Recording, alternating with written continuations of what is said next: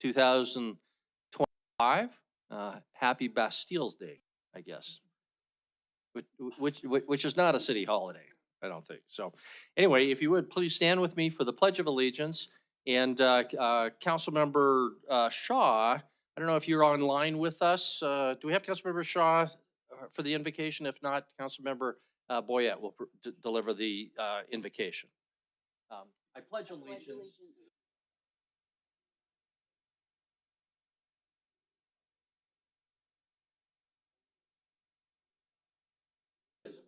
With liberty. Do we see Councilmember Shaw? Do not. So Councilmember Boyette, if you can, that would be great. Thank you, Mayor. As we gathered here today in service of our community, may we be guided by wisdom, compassion, and shared commitment to the well-being of all who call Billings home. May our discussions be respectful, our decisions be just, and our hearts open to the diverse voices and needs of our community. Let us remember that leadership is not only a responsibility, but a privilege, one that calls us to act with integrity, humility, and hope. May this meeting be fruitful, and may our actions today help shape a brighter tomorrow for our city. Amen. Amen.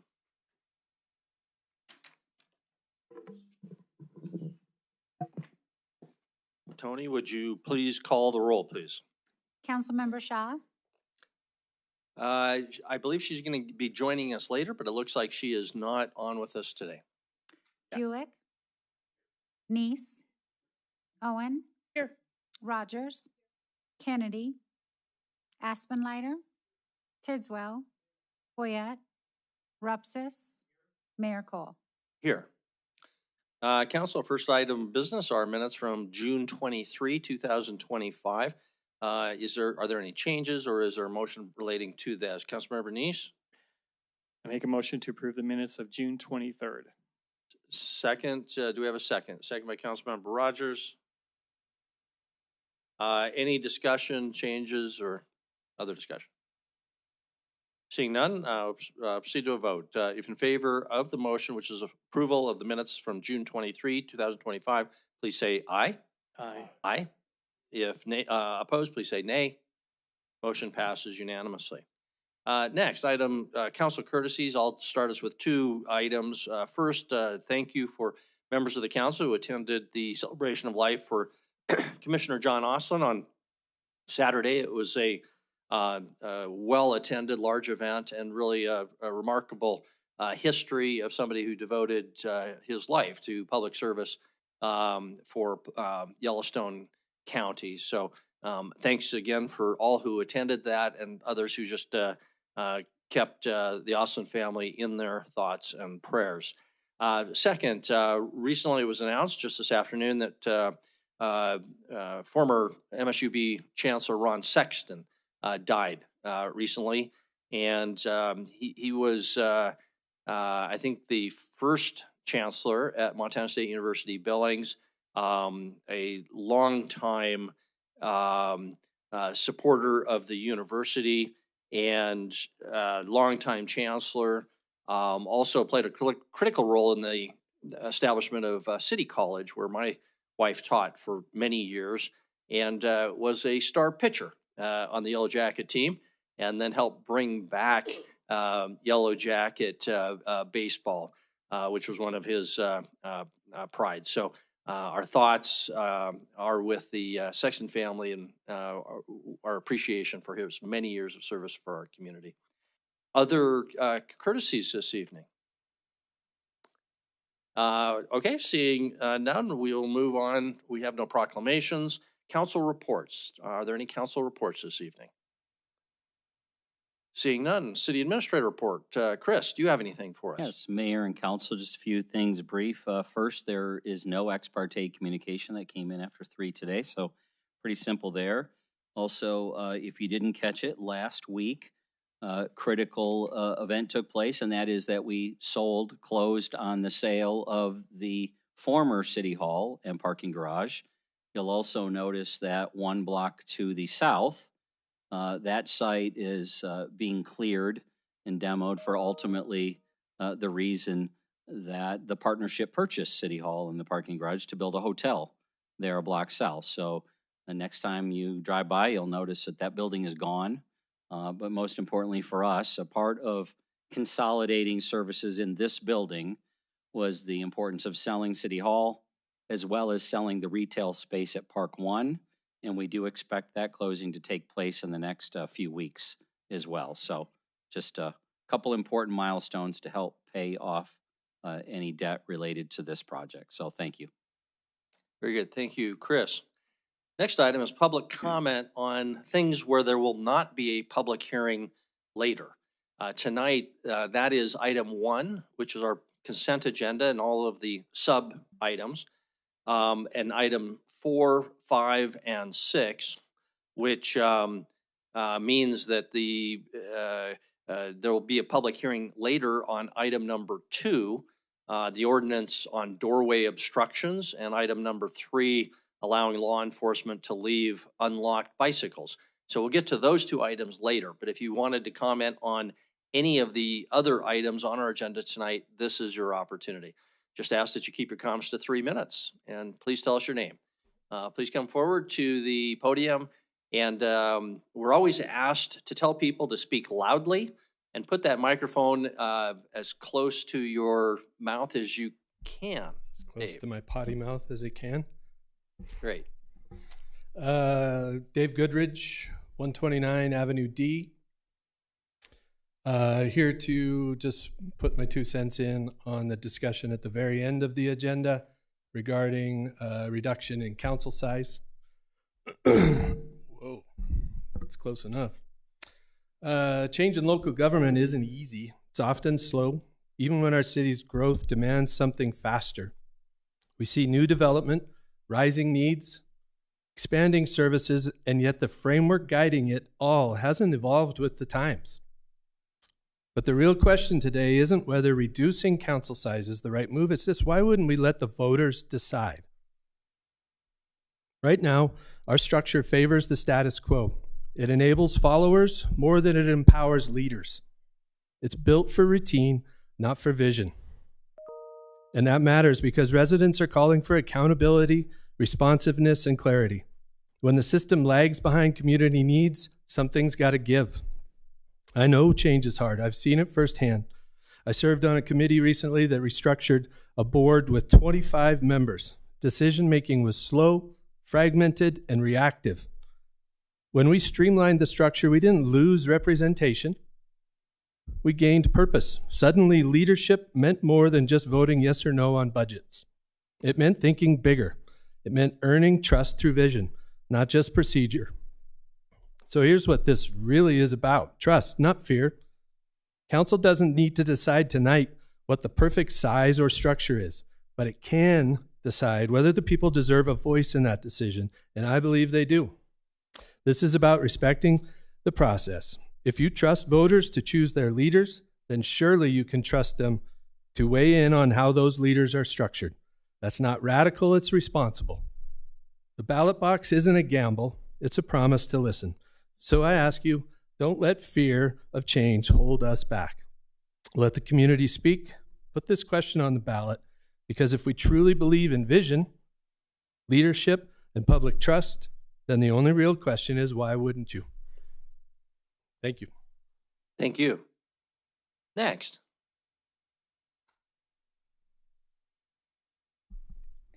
My name is Amy Aguirre. I'm at 1504 Lewis Avenue. I'd also like to comment on agenda item number 6. And I continue to voice question over the prudence of this move. And I just want to reflect that I have spoken to a number of constituents, and the messages are all very clear and across the board of everyone I've talked to. Their biggest questions are whether or not they can continue to trust council. I know that we've been facing this conversation since our city water billing system flub, and public trust has diminished since then and still continues to feel that way based on who I've spoken with. Another concern would be that our city budget is facing this deficit.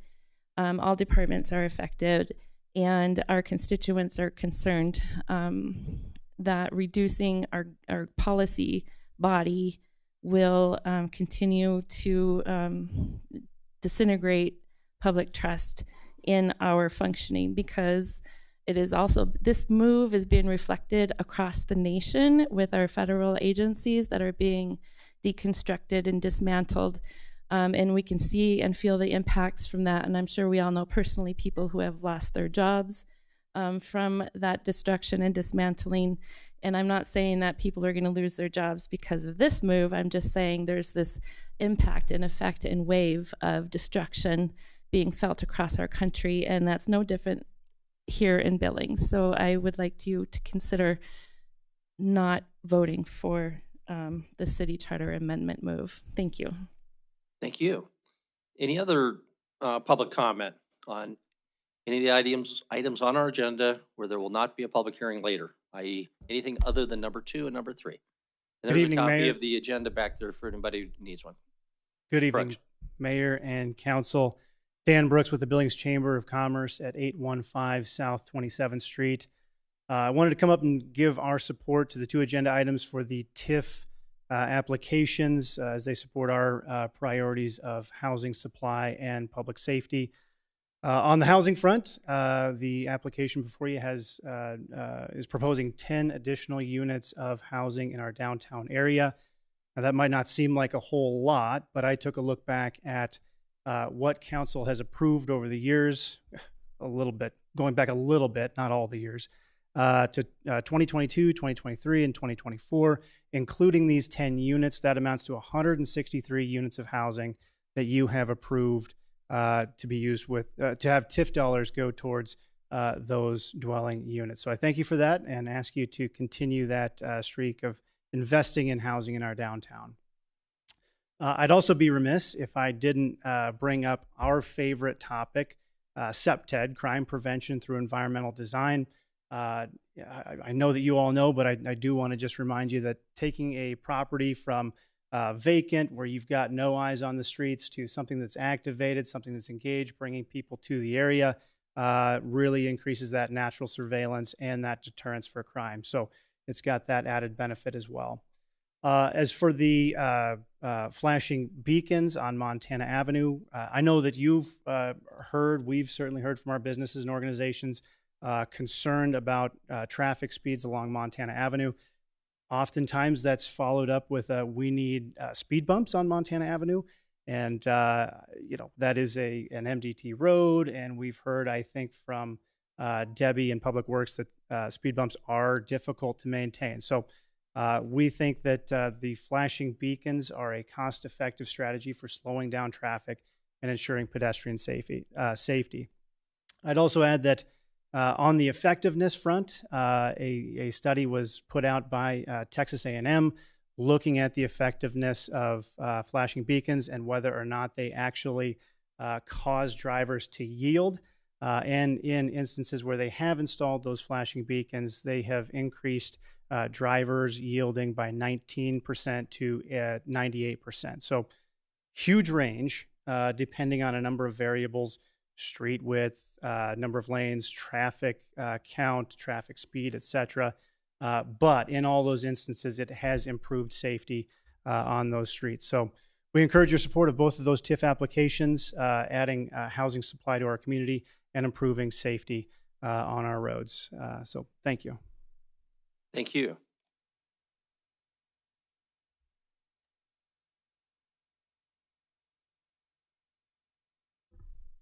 Hello, my name is Tana Patterson, and I live at 1712 Lewis Avenue, and I'd like to speak to item number 6 on the agenda about reducing the number of city council members. I don't think it's a good idea. I think that the buzzwords streamlining and trust are great for fast food, but not necessarily for democracy. The more people we have on this council, the more voices are heard and listened to.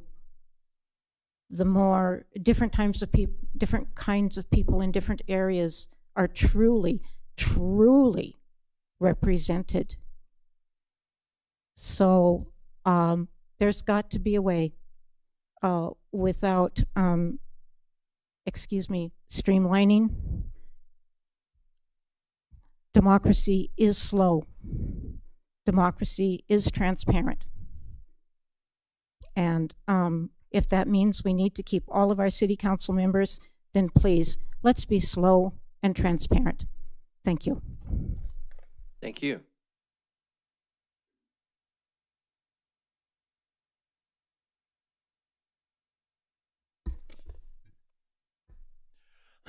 I'm Mike Sharon. My voice is kind of gone. As soon as the temperature hits 95 outside, I lose it, and we had that today.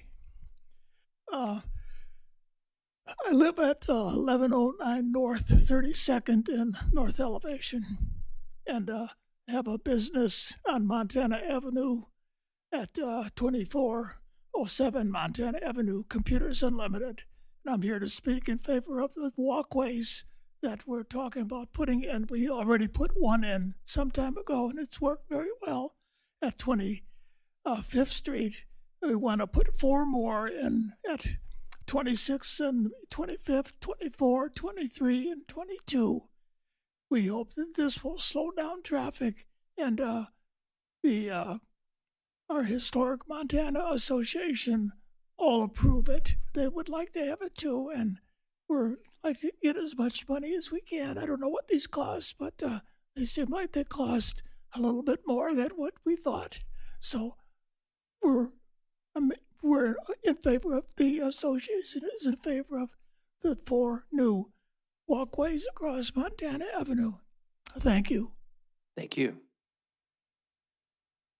Any other public comment at this time? Okay, we'll have again public hearing on those other 2 items when we get to those. We'll close the public comment period then and move on to item number 1, consent agenda. First, do we have some separations? Councilmember Aspenlider. Thank you, Mayor. I'd like to separate agenda item 1H and 1N3 for purposes of recusal. My company completed the work on 1H and is in the payables on 1N3.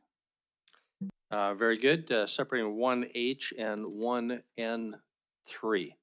Other separations? Don't see any. Okay. Councilmember Boyette, motion?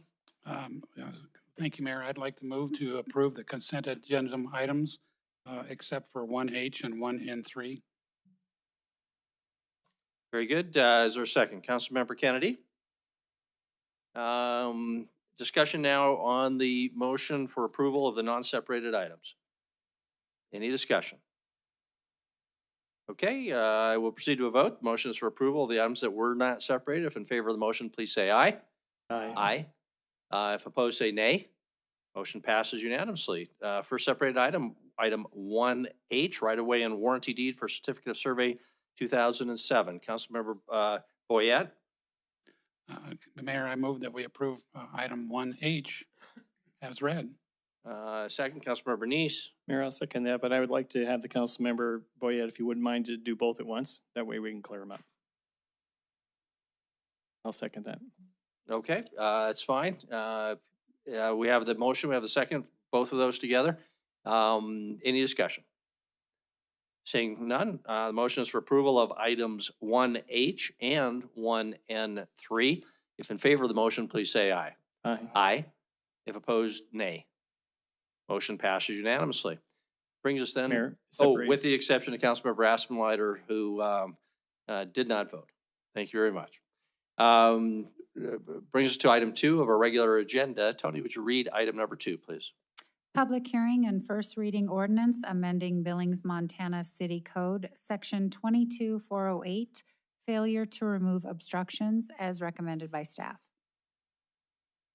Thank you very much. Our presenter here is Daniela Pavic from our City Attorney's Office. Daniela. Good evening, Mayor, City Council members. One moment, please.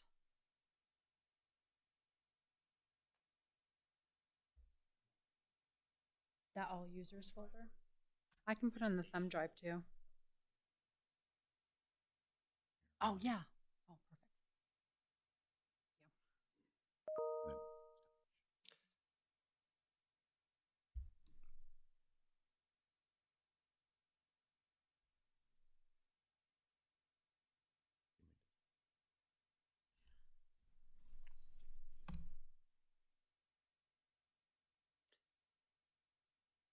My camera? It is on. Yeah.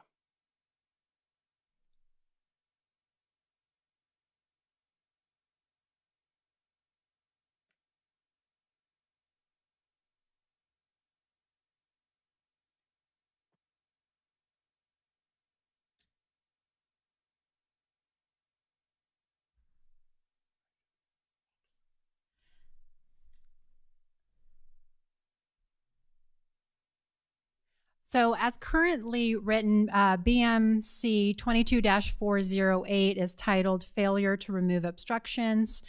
And a reasonable interpretation would define obstruction as being items that are left in the rights of way on sidewalks, alleys, and streets.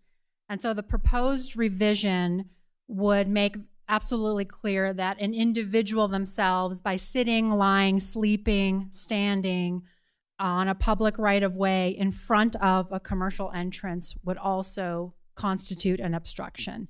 And this necessity derives from complaints to code enforcement and law enforcement of groups of people and individuals lying, standing, sleeping, obstructing business entrances, both for vacant and occupied businesses. So individuals who want to frequent the business have been harassed by these individuals. And then also citizens who want to use the public rights of way to walk along the sidewalk in front of these buildings also are facing obstructions. So the proposed revision would essentially make clear that individuals could also constitute the obstruction. Some commentary received for subsection 2. We have some proposed alternative language in the red to make absolutely clear that we're talking about obstructions in the actual public right-of-way and not on the private property itself. So the business owner could still have the discretion, obviously, to obstruct, quote unquote, lock their doors after business hours and all of that. So the proposed red language was added to make clear that we're talking about the actual public rights of way and not the private property itself.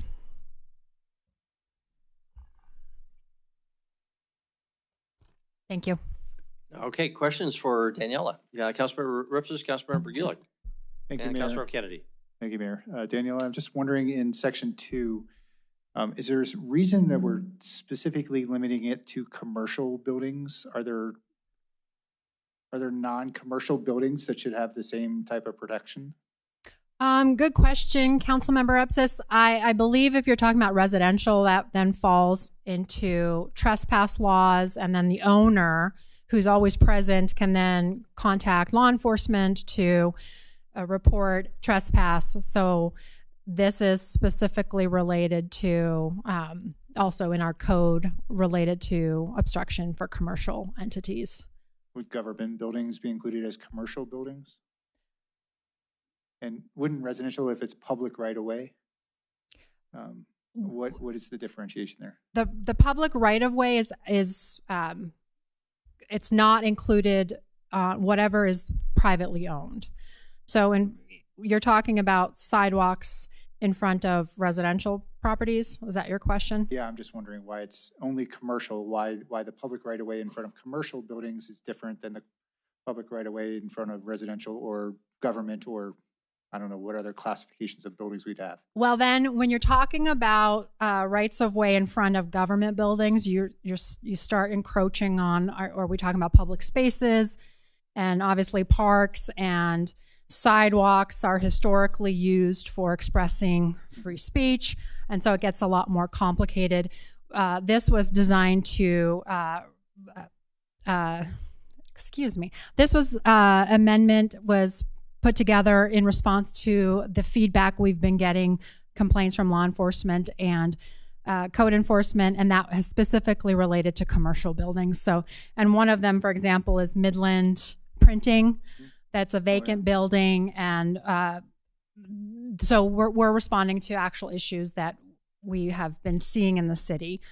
So that's the main reason why it is limited to commercial buildings. Okay, thank you. Councilmember Gulick, Councilmember Kennedy, Councilmember Nice. And I guess to clarify, just on Councilmember Rupsis's question, multifamily residential would be considered a commercial building. Is that not correct? Good question. I don't think commercial building is defined in the BMCC, so then that would be subject to interpretation of case by case basis and what our court would ultimately determine. But I would argue that a commercial building for purposes of lease would constitute a commercial building. Thank you. My question is related to a recessed entry. That's actually not in the public right of way, but the recess is where people are experiencing issues. Do you believe that this ordinance change would address that? It does not. It was specifically drafted to only address public rights of way, because we're then talking about trespass laws, and we do have laws that address the situation that you're speaking of, and have the owner. Obviously, occupied buildings are much easier because you have a business owner who's there and can contact law enforcement to have that taken care of. The vacant buildings is trickier. However, at this time, we specifically limited it to the public rights of way, because I think we'd have to think a lot more carefully about what the impact of an obstruction in those carve-outs, for lack of a better description, in doorways would constitute, and how they could be enforced potentially even against the owner of the property. So we wanted to be careful not to get into a really complicated area. Thank you. Thank you, Councilmember Kennedy, Nice, and Asplater. Danielle, does this also take the place of if there's obstruction around the city park and into the park? On the sidewalk, if someone's going to camp and put a tent up along the sidewalks, putting a tent up on those. I know I had brought that up a while ago, and Chris had said we did have an ordinance to do that. Is this clarifying that or a new ordinance? And Councilmember Kennedy, this would not address obstructing sidewalks along the parks, because parks would not be defined as a commercial building.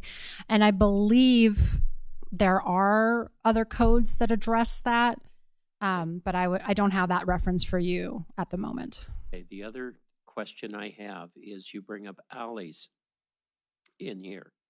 And is it just alleys behind commercial businesses? Because there are alleys in this community that people will park a vehicle or park a motor home or whatever and live out of it in the alley. Would that be an obstruction? And again, Councilmember Kennedy, it would depend on where in the alley that obstruction is. So if it is obstructing an entrance to a commercial building, yes, it would apply. And if it's not obstructing an entrance, then no. This specific ordinance would not apply. Thank you. Thank you, Councilmember Nice. Councilmember Asplater. Thank you, Mayor. I guess I'm reading this differently than what you're explaining it to us as, because I thought the first section really did handle obstruction anywhere in the city as far as entrances to places, but now you're saying it doesn't. But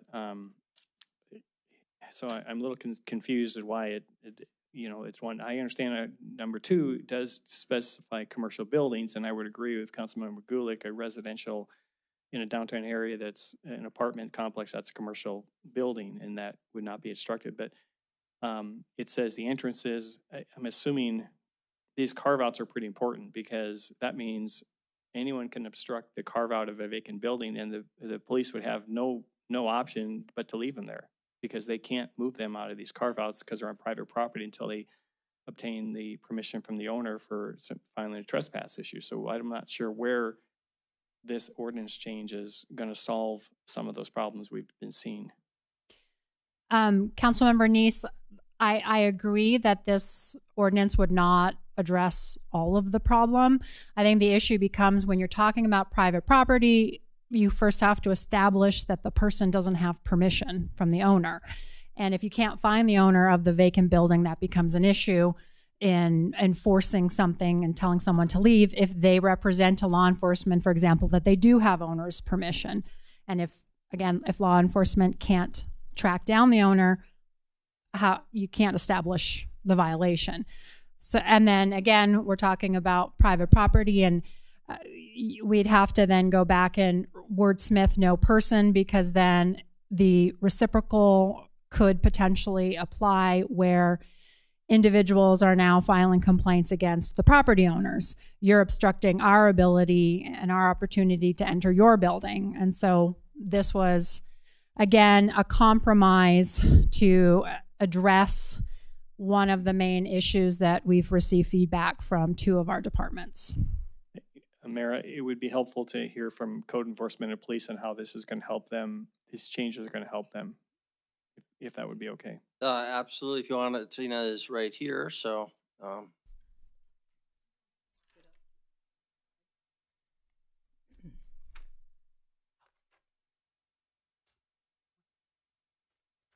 I didn't fully hear your question, Councilmember Neese. I apologize. Yeah, it's been brought up that this won't address a lot of those carve-outs where people may be sleeping in the entrance of a commercial building or a residential area, and so I'm wondering to find out what is this fixing for code enforcement or the police to keep those places unobstructed. If the people can still sleep in the private portion of those properties, then what changes? What is this change doing to help you and the police keep the streets unobstructed?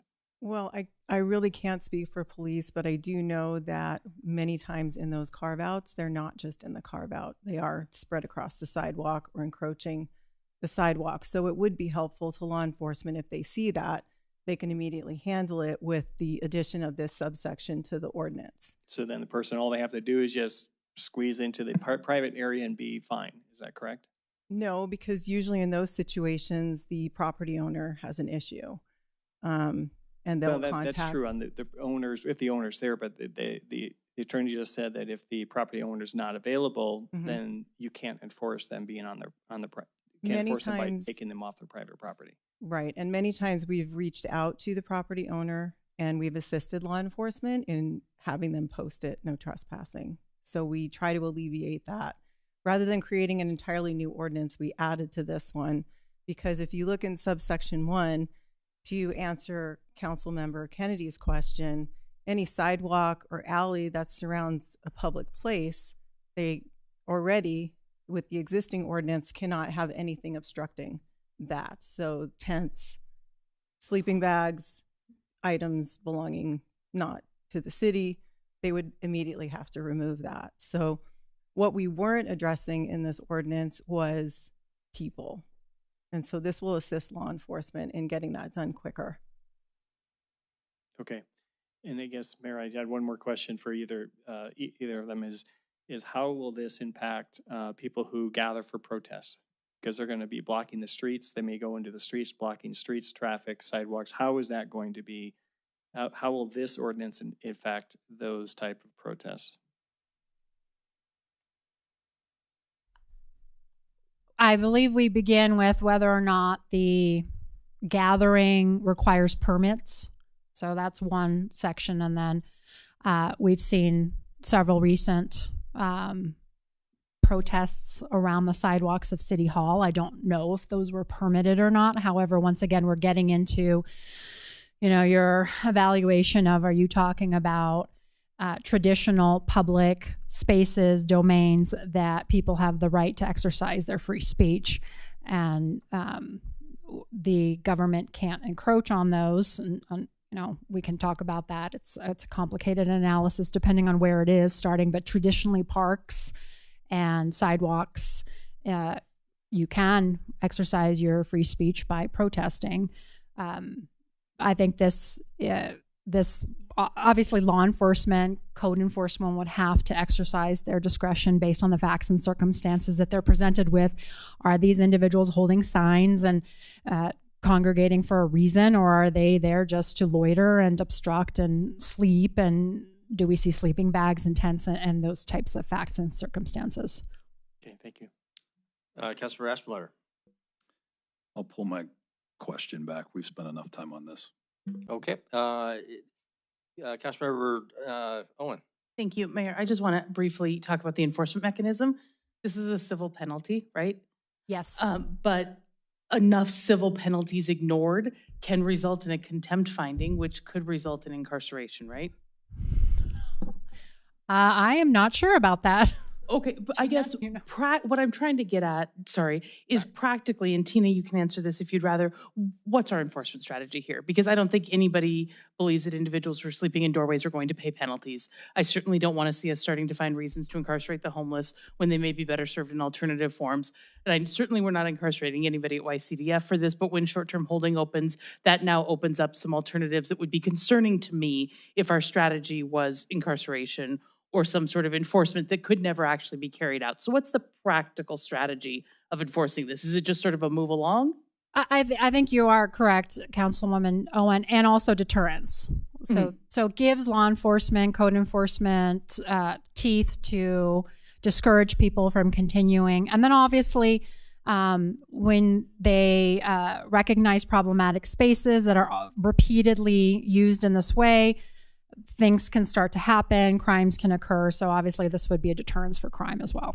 Yeah, I hope that's our approach, and it's not assessing civil penalties that don't get paid and then issuing warrants or issuing contempt, because that's going to clog a system and cause more problems than it solves. No, I don't disagree with that. Thanks. Very good. Anything else on this item before we open it up for public hearing? It is a public hearing. We'll come back to council anyway in just a minute, but let's open it up for public hearing. Item number 2 is a public hearing. Would anybody like to be heard? If so, please come to the podium and just identify yourself, please. And we ask that you keep your comments to 3 minutes or less. Good evening, Mayor and members of council. Again, Dan Brooks with the Billings Chamber at 815 South 27th Street. This is an issue that we have heard from our businesses on, and generally we have tried to impress upon them the principles of, again, here we are, CPTED, crime prevention through environmental design. Kind of addressing this problem with additional lighting or additional barriers or even sound can help, whether that's an alarm to keep people out of the right of way, or the symphony does a great job with their music there as well. So we've typically tried to move in that direction of utilizing CPTED, but if this is a strategy that's useful for code enforcement and for our law enforcement, we want to be supportive of that and encourage you to as well. So thank you for your time. Very good, thank you. Any other public comment? This is a public hearing on item number 2. Any other public comment before we close the public comment period? No one is coming forward, so we will close the public hearing on item number 2. Back to council. We either need a motion or further discussion. Councilmember Boyette. Thank you, Mayor. Having conducted a public hearing, considered written and spoken public testimony, I move to approve the first reading ordinance amending BMCC Section 22-408, failure to remove obstructions as recommended by staff. Thank you. Councilor Aspenleiter beat you to it, Councilor Tisdale, on the second. So we have motion seconded for approval consistent with the staff recommendation. And just to clarify with the additional language shown in red on Danielle's presentation, is that correct? And that's also consistent with your second. Is that true? Yes. Councilor Aspenleiter nods. So so discussion now on the motion. Do we have any discussion on the motion before we proceed to a vote? Seeing no discussion, the motion is for approval of item 2 with the additional language shown in red. In subsection 2, if in favor of the motion, please say aye. Aye. Aye. If opposed, please say nay. Motion passes unanimously. Thank you very much. Councilmember Shaw is not with us, just for purposes of the minutes. If somebody sees that she does join us, please call that to our attention. Next item is item number 3. Tony, would you read item number 3? Public hearing and first reading ordinance amending Billings, Montana City Code, Section 24601, parking as recommended by staff. And I apologize to the council and the mayor. I do not have a slide for you. This is a proposed amendment to Billings Code 24-601, which is parking. There's a very minor proposed revision, which is to exempt authorized law enforcement officers from the requirement to lock their bicycles.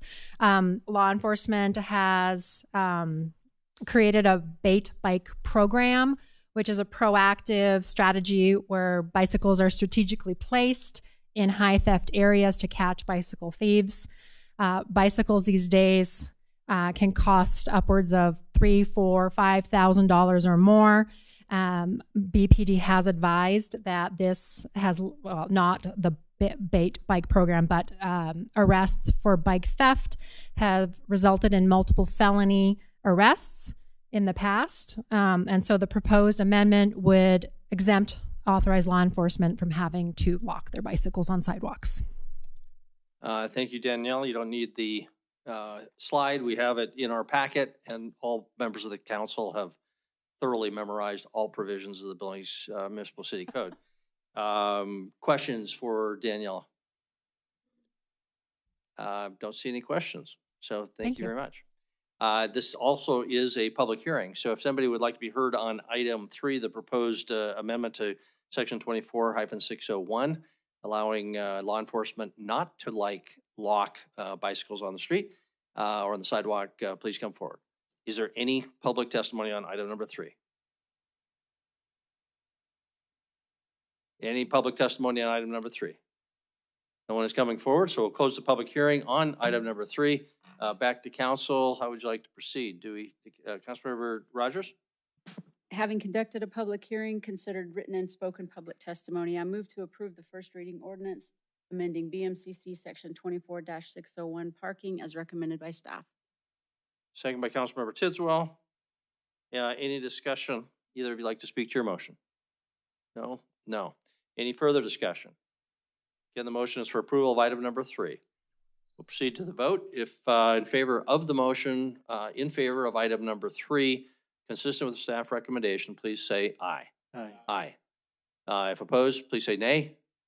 Motion passes unanimously. I guess I should have said during the discussion, why don't we have something similar for cars? I mean, mosquitoes, I mean, a bike is the mosquito on the rear end in comparison to the hassle for chasing down stolen cars that were never locked. But anyway, that's for another day. We'll move on then to item number 4. Tony, would you read item number 4? Tax increment financing assistance from the Downtown Urban Renewal TIF District to upgrade 4 pedestrian crossings along Montana Avenue up to $20,000. Downtown Billings Partnership Board recommends approval. Very good. Our presenter tonight is from the Downtown Billings Partnership, Mehmet Casey. Mehmet. Good evening, Mayor and Council. Am I coming through loud and clear? Okay, perfect. Yes, Mehmet Casey, Development Director with the Downtown Billings Partnership at 102 North 29th Street. Before you tonight for this, the first project here is the pedestrian flashing beacons that you'll see on Montana Avenue. This picture is from middle of 2022 when the one pilot was installed on 25th and Montana Avenue, which was approved late 2021. So this is a request from the Historic Montana Avenue Association, a little bit of an infographic here or details about when they formed, who they are, and some of the consistent attendees, although there are others also, and then the efforts that they're focusing on along the corridor, and then their meetings that are occurring once a month in the McCormick's Cafe. I believe they welcome also folks to join them and attend, although it's more specific towards their business and property locations along Montana Avenue, but they've always welcomed new attendees and folks that are interested about their activities. Here is the project location. You'll see the designated intersections marked. The green one is the one that's currently there and operating and functioning. And then the other 4 are the proposed additions to the one that's already in there. So at the end of the day, if it's all approved and installed, you'll have 5 flashing beacons each at each of these intersections and blocks. And then, of course, if you head further down to 27th, that already has a traffic light allowing people to cross at the timed periods. A little bit about the rectangular rapid flashing beacon. And again, this is a continuation effort to increase public safety and the environment along Montana Avenue. This is also a partnership that includes many departments within the city of Billings, as well as the Montana Department of Transportation. And of course, the request is coming to the Downtown Billings Partnership. All of them are supportive of it. Maintenance will likely fall within the city and the state. In fact, fun tidbit, one of the recent Alive After 5 concert series that happened on in the parking lot of Buffalo Block, the restaurant, the bid team had their speed gun with them, and they were scoring speeds of the vehicles, and the highest speed they captured was 49 miles per hour on Montana Avenue. So hence brings that sort of the necessity of this activity and the demonstrated success of the one that's been installed there and been used by shoppers, pedestrians, residents, tourists, and the business owners as well. A little bit about the project merits. Some of them you've heard about it today also. Within the SEPTED world, it adds safer, consistent environments for folks to cross. It's also safer for the cars to be able to notice the pedestrians when they're crossing and slowing down or stopping. It obviously conforms with all of the guiding documents that we have all the way from the state to the city. It may reduce the rate of vehicle speeds or crashes or collisions. And of course, it enhances the environment and the perception of safety as more and more people are able to walk and cross safely.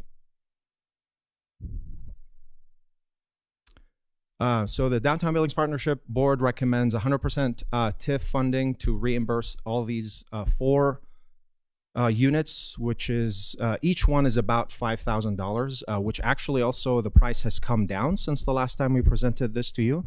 So that's another good saving on this project, and then it will yield 4 more in addition to the 5th that's already in there. The outcome again benefits the public, all the users, whether you live, work, visit downtown. When you're going there, you're going to have that option to be able to activate that button. And with that, I'll open it up to comments, questions. I do have a representative from the Historic Montana Avenue Association as well, if you guys have questions for him specifically, but he did provide a public comment in the beginning as well. So. Very good, thank you. Do you have questions for Mehmet or anybody from the Historic Montana Avenue Association? Any questions? Councilmember Gulick?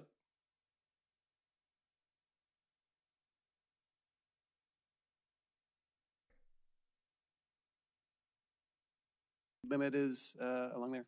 25. 5 miles an hour. So there's a sign and someone that says 25 miles an hour, and yet someone was driving 49. Yep.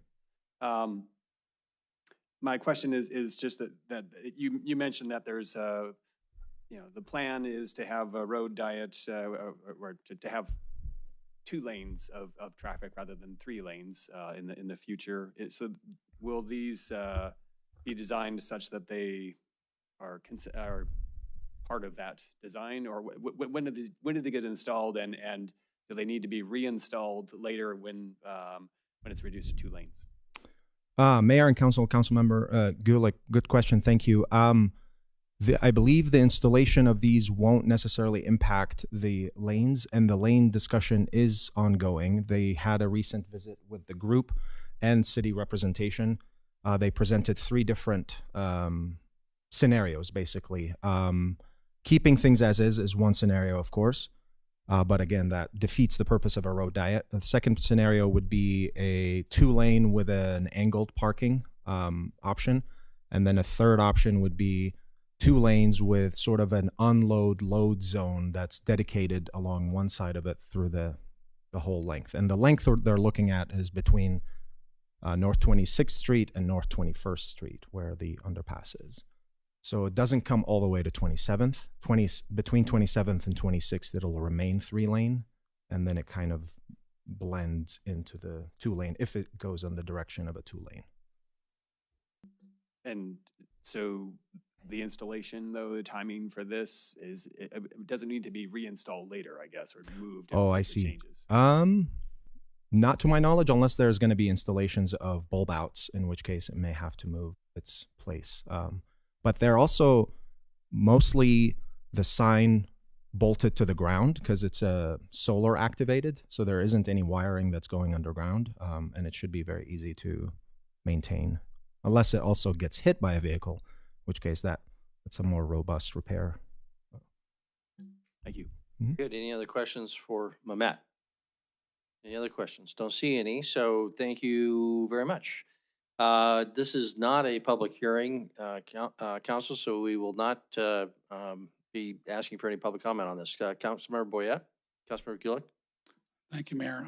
I move to conditionally approve tax increment financing assistance from the Downtown Urban Renewal TIF District to upgrade 4 pedestrian crossings along Montana Avenue up to $20,000 as recommended by Downtown Business Partners Board. I recognize Councilmember Gulick, so I'll give him the honor of the second if you want it, and he does. So either of you like to speak to your motion? No? Okay. Discussion on the motion. Council, do you have any discussion on the motion? Nobody is speaking up. So we'll proceed to a vote. Mayor. I'm sorry, Councilor Bernice, Yeah, I didn't, I'm sorry. I You know, didn't, this sorry, I didn't is- see you. Go ahead. Yeah, this is one area where I think this is a good use of TIF funds for the public. This is going to be interfacing with the public heavily there. And when we are going over our standard percent of 1 for 5, where we're doing 100%, I think this is a good time to do that. And so I will support this, even though it's over it's at 100%. So thank you. Very good. Any other discussion? I just want to call out the Historic Montana Avenue Association and thank them for their efforts on that. These things always come out better when there is a grassroots group that shows their support and does the homework and make sure that all of the T's are crossed and the I's are dotted. So thank you for your efforts. So we appreciate it because it's your neighborhood and we appreciate that. So we'll proceed to a vote. The motion is for approval of item number 4, consistent with the staff recommendation and the proposed motion. If in favor of the motion, please say aye. Aye. If opposed, say nay. Motion passes unanimously. That concludes item 4, brings us to item number 5. Tony, would you read item number 5? Tax increment financing assistance from the Downtown Urban Renewal TIF District to Masonic Temple Billings LLC, Steve Widmer, for redevelopment of the Masonic Temple at 2804 3rd Avenue North, as recommended by Downtown Billings Partnership Board. Mehmet. Hello again. Mehmet Casey, Development Director of Downtown Billings Partnership at 102 North 29th Street. And with this presentation, we are talking about the Masonic Lodge on the corner of 3rd Avenue North and North Broadway. Have to give kudos and credit to Western Heritage Center for the picture. I landed on this one, which is a version of it in the 60s, which is kind of the image or the structure that the developer would like to take it back to. Of course, it started with a certain version in the earlier years, and then it morphed a little bit into the 40s and into the 60s, and then later on in its current version. The building also has a very rich history. It was very hard to consolidate it into one slide. I believe, the Western Heritage Center may nearly have a directory of the businesses that exist there almost every year since it was built. So there is a lot of information over there. If anyone's curious and want to go and browse at some point, feel free to do so. I took a few highlights about when it was built and for the cost of what it took to build that beautiful structure. All the articles and the papers and the news reports that were talking about it We're very proud about it and eager and excited and calling it the second finest building to be built in Montana by the fraternity group. And also a building that will set the stage for Billings and will propel us moving forward, and a whole lot of other descriptions. Some of the businesses that occupied the building, again, I highlighted a few examples, also of the Masonic groups and lodges that occupied the building. The third floor was at some point housing folks on transitional or temporary period or fashion. Mostly the Freemasons themselves, in some cases their spouses, in some cases their widows as well. And then brings us to more recently, the Woodmeyer Corporation purchased the building in January of this year to reactivate the building with a true mixed-use development that encompasses several aspects that we'll talk about. So here's the project by the table and by the expenditure and the eligibility that the Downtown Billings Partnership is recommending. The green parts in the table are the ones that are being recommended that total to the amount of the award. And then the red part is the remainder of the project. And then at the bottom, obviously, you see the total of the project and then the award and its percentage from the total project. Showcasing also that they do have more eligible items than the size of the award. But that's sticking with the ratio of the city TIF policy is where we ended with that number. And then, of course, the formula that we've used in the past about the return on investment based on the information presented to us and based on the projections that we think this building will yield and produce at its current assessed value. And then again, historically, we've stuck with the 80% of the estimated increase in taxable value because not everything is going to be taxable. And then looking at the commercial rate and the annual increment and then the year that you're expecting your return within that award. Here is a conceptual design. Nothing is finalized right now, but this is the proposed design for what the building will look like. The top left corner is the part that faces North Broadway. The bottom right corner is the part that faces Alberta Bear Theater on 3rd Avenue North. As you can see, the storefronts are being brought to what they used to look like with the glass above the storefronts as well, and the entrances going back to the original number. And then, of course, repairing some of the structural facade and the masonry and the brickwork along that. On the inside of the building, the first floor is designed to be a retail space housing smaller units for retail, which is something that is in response to the continuous demand that we see from business owners, new entrepreneurs, small businesses. They're always looking for smaller units, preferably under 1,000 square feet. So it's catering to that demand. And then second floor is aiming for 10 residential units. I'm not sure if you can see the numbers on there, but if you see the square footage, they might feel like smaller units. They're ranging between 400 to 500 square feet. But these units will also have 15 feet high ceilings.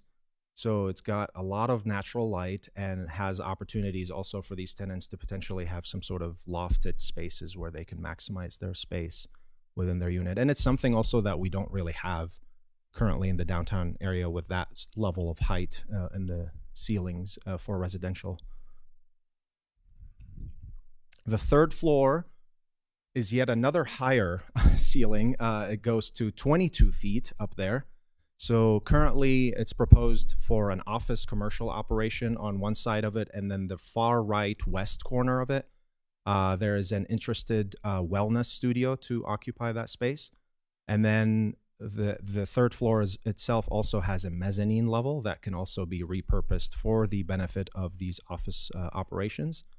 And that's part of why it had that room in there because of the ceiling height that they were able to maximize on that space. I believe the last renovation this building received was back in 2008 to furnish these mezzanines in the third floor. An alternative scenario, if you didn't have offices on the third floor, again, the west right side of the building is still would be preferably occupied by that wellness center. The other colors that you see would be potentially more residential units. And of course, these would be much bigger than the units underneath them because they also have that lofted higher ceiling. And so the square footage is going to be higher and the presentation and the build out is going to be different as well. And of course, the basement is primarily housing amenities for the tenants. So you've got some storage units, you've got potentially maybe a gym operation of some sort for the tenants. And then there is some room for a potential commercial occupant or business to operate there if they're able to secure a business that can operate in a basement without the need of windows and such. And of course, there's a lot of mechanical in there as well. Project merits, obviously, it eliminates both visible and perceived blight. This building was listed on sale back in May when I started with the DBA and sold in January of this year. It's going to deliver business development as called by the documents and the guiding documents that we've all been operating under. It meets the city's infill development as a structure that already exists in our downtown with infrastructure in it. In the central business district, complies, of course, with the city and the MCA policies, bringing more workforce housing, which again, while 10 units on the second floor with an additional maybe 4 on the third may not seem like a large number, everything adds up, and housing units are always in high demand in the downtown area. And it supports public safety, as you heard earlier too, by having buildings that are occupied, that are not vacant, they're not attracting that undesired activity. So the partnership recommends assistance in the amount of $1.326349, supporting identified eligible project expenses, and they are recommending it in 3 disbursements in 3 fiscal years following the year in which the project is completed. So assuming if the project is completed in FY27, the payments would start in FY28, and it would subsequently follow 2 more years until it's paid up.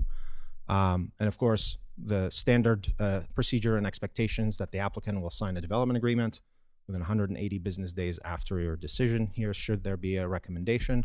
And of course, if funds are not available, reimbursements can be carried forward for future fiscal years. All of that is spelled out in the development agreement as well. So all 3 parties, when they sign, are signing an agreement to that.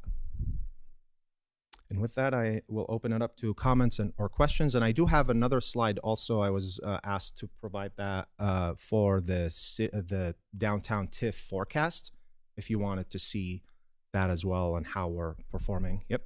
Okay. Please go do that if you've got it handy. Mayor, while he's bringing that forward, Sure. Councilor Gulick. Seems the right time for me to mention I need to recuse myself. As you saw in the drawings, Simonson Architect is working on this. We are not the architects on this, but we are a historic tax credit consultant. So, thank you very much.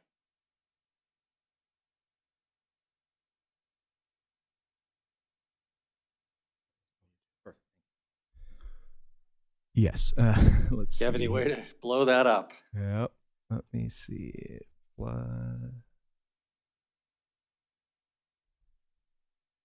It's getting better. Okay. Is it readable at this point? Yeah, as long as you're very clear about where you are referencing. Don't just mention a number and assume that we're going to spot it out of the 100 or so on the sheet. Yes. Let me see. Is that being shared also on the screen? Okay, good. That mouse went really slow on me.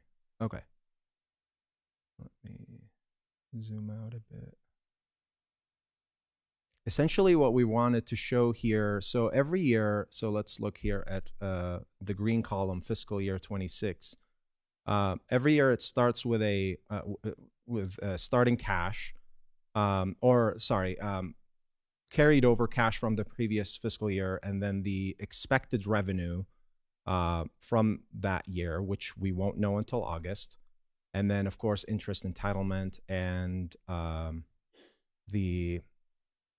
that brings you to the total revenue. And then down below here shows you the projected projects and operations and pledged programs that are expenditures. And then as we, boy, this is slow.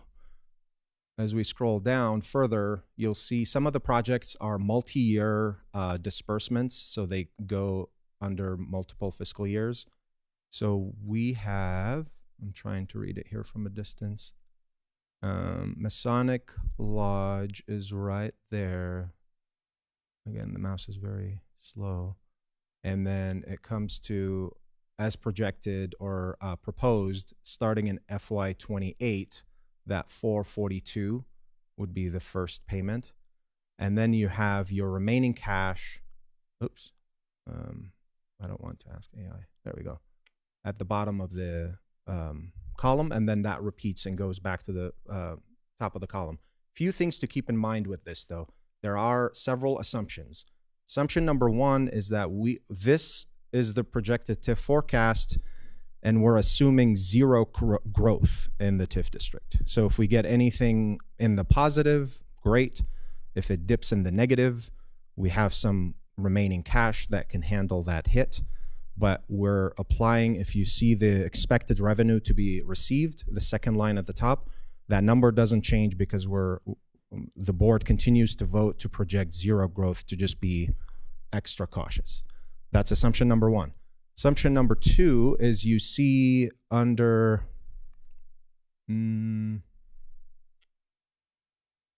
where is it? Right here. Still in the revenue, there are two projects. There's the Rockman project, which is the hotel project that was mentioned earlier. And then there is the Old Town Flats, which is the new housing construction that got done on 1st and 23rd. This assumes also a certain dollar amount to be projected by these projects because they were and are, the hotel one will be, brand new construction in the downtown area.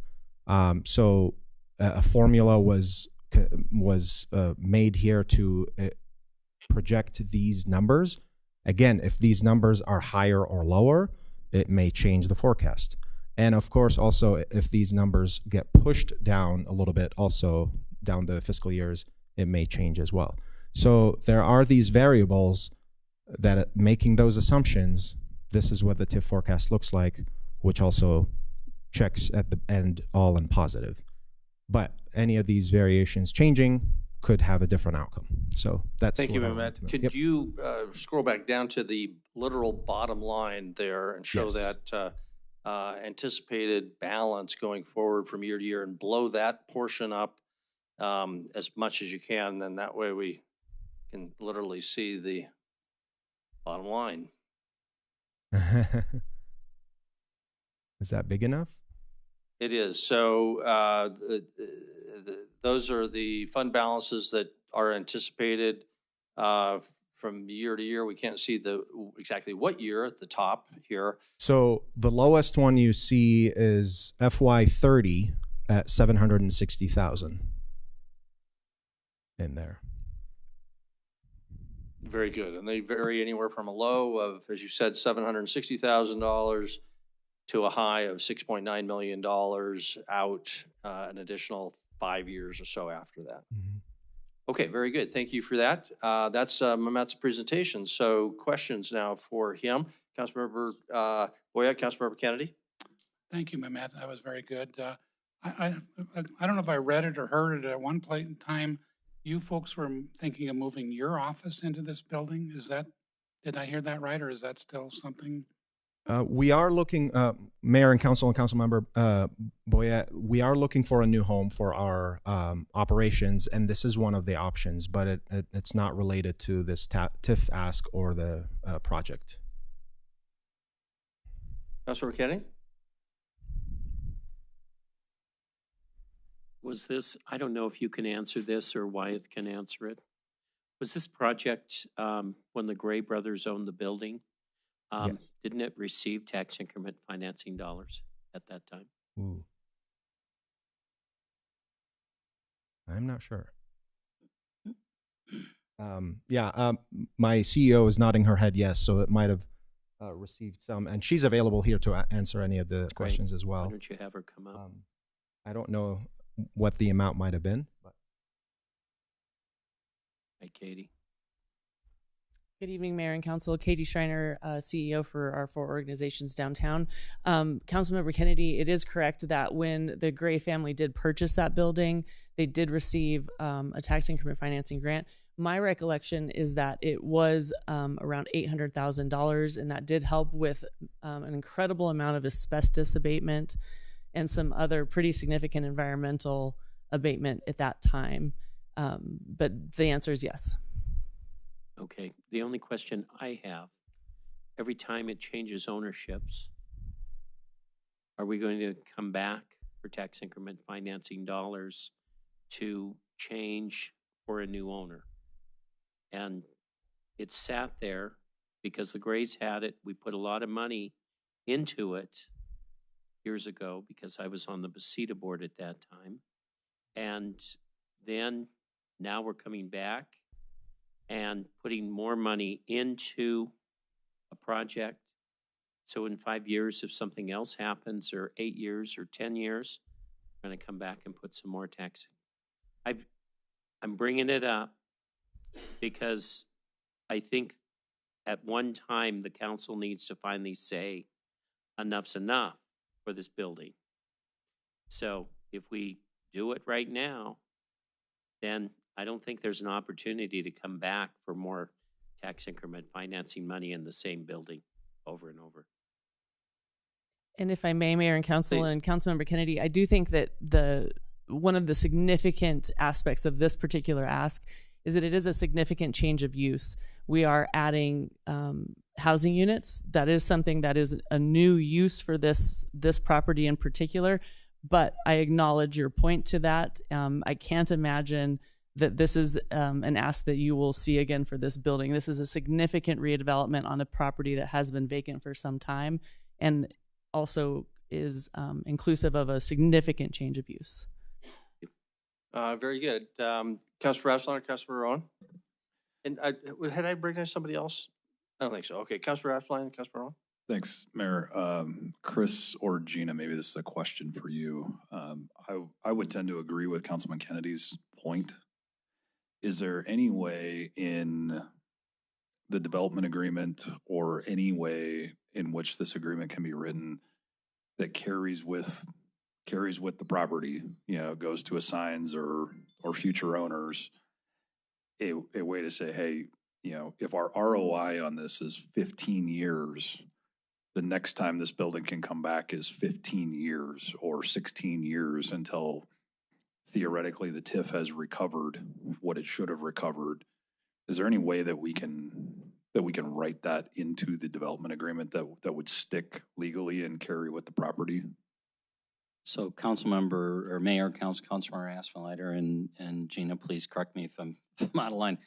I think the answer is yes. You can put about anything into the development agreement that the two of you are agreeable to. I think the issue, candidly, is on the extreme. Why would you limit yourself in that regard? I understand politically how maybe you wouldn't want to give the same parcel of property multiple grants, but we don't know if we might be facing a scenario in X years or a decade or 20 years from now where the building again is sitting vacant and or is under consideration of demo or whatever the extreme is. So I think you could have that policy period. And then I think the development agreement could have limitations to it in that regard. I would think every project needs to have an ROI, and that's really where we stand as in our downtown tax increment financing district is we don't have enough revenue to really share other people's tax dollars with projects. We really rely on the project to be almost self-sufficient. So, Do you want to follow up, Councilor Ressler? Yeah, and I'm maybe this is a policy follow-up, and maybe that's more of a policy issue for us to discuss across all three TIF districts, that, you know, until a project or a property hits the projected ROI in the application and in the development agreement, that property is not eligible to come back for a TIF agreement again. Now, that I understand, Wyeth is kind of looking at me cross-eyed a little bit. That can be a little bit of an accounting and a tracking issue, but I think on principle, this is a valid concern, and it's more prevalent probably in the downtown and in the eBird than it is on the South TIF. But it's something I'd like us at least to look at from a policy discussion. We don't have to bog tonight down in this conversation. Good, If thank I might, yeah, if I could just Dwight, add, comment? yeah, just to add a little bit more to it. I mean, perfectly, yeah, reasonable to have that discussion and look at how we might navigate that. You're absolutely right.